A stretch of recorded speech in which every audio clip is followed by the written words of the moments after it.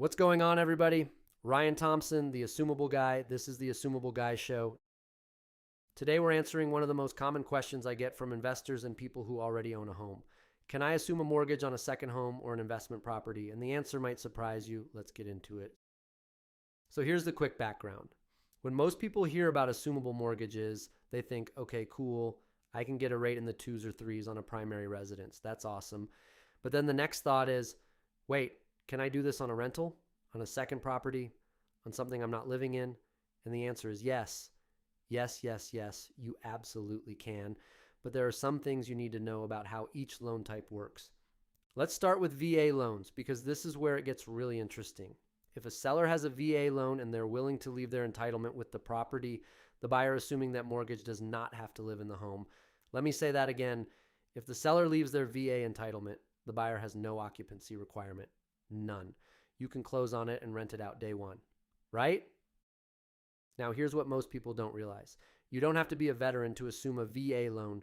Anyone can assume it. Investors, non-veterans, first-time buyers, retirees, everyone. The seller just needs to agree to leave their entitlement with the property. About 10 to 20% of VA sellers are willing to do that. We call those hand raisers, and that's where I come in. I personally call every listing agent on VA properties to find those sellers. I maintain a sublist of VA hand raisers on the Front Range. That's the work nobody else is doing.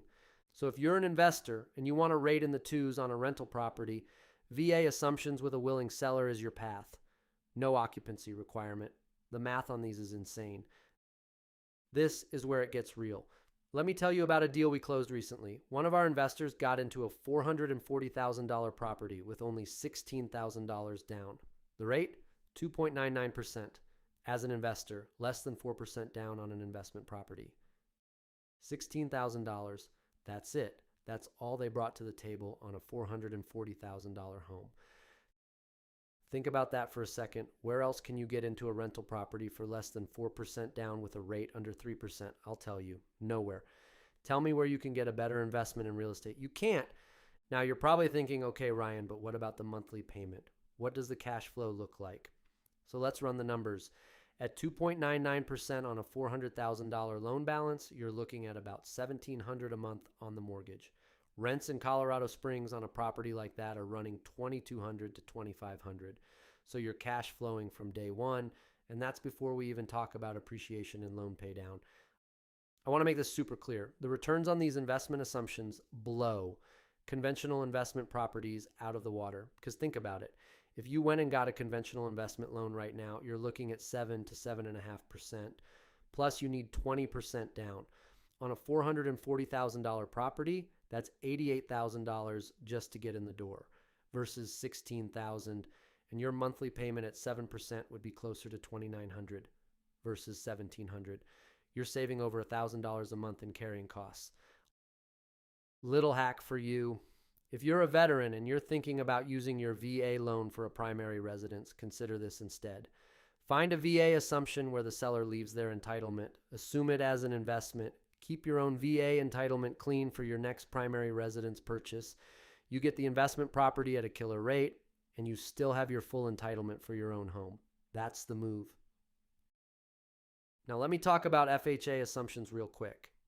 FHA works a little differently. FHA does have an occupancy requirement. You need to move in within 60 days and intend to live there for a year. So you can't assume an FHA loan purely as an investment from day one, right? But here's the play. You assume it as your primary residence, live in it for a year, and then you can convert it to a rental. Move out, rent it, keep that sweet rate locked in forever. I've seen this play out dozens of times. And the acceptance rate on FHA assumptions is about 90% if your offer is competitive, way higher than VA. One thing to know with FHA, you can't have two FHA loans within 100 miles of each other. So if you already have an FHA loan on your current home and you're looking at another FHA assumption in the same metro, that's not going to work. But if you're moving markets or if your current loan is conventional or VA, FHA assumptions are wide open. Now, sellers, here's what this means for you. If you've got a VA loan and you're willing to leave your entitlement, you are going to attract investors who will pay a premium for your property. Why? Because the math is so good on their end that they're happy to pay above asking. They're not shopping for a discount. They're shopping for that rate, Whose home is going to sell quicker? A home where the buyer has to go get a 7% investment loan and put 20% down, or your home with a 2.5% rate where an investor can get in for less than 5% down? Think about that for a second. Colin and Beth marketed their property as assumable. They got multiple competing offers that drove the price up above what they would have gotten with a traditional sale. That's the power of marketing your rate. So to bring it all together, can you assume a mortgage on a second home or investment property? Absolutely.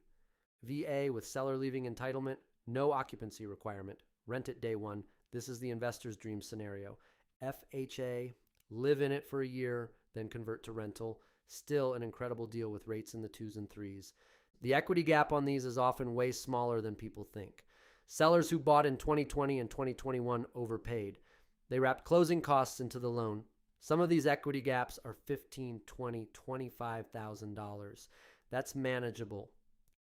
I promise you we are closing these for investors every single week. The deals are out there. The list has over 1,200 properties in Colorado right now, and I'd say at least a quarter of those could work as investment assumptions with the right seller. If you want to see if an assumable mortgage makes sense for your next investment property or your next move, go to assumableguy.com or DM me on Instagram at @assumable.guy. I'll run the numbers for you.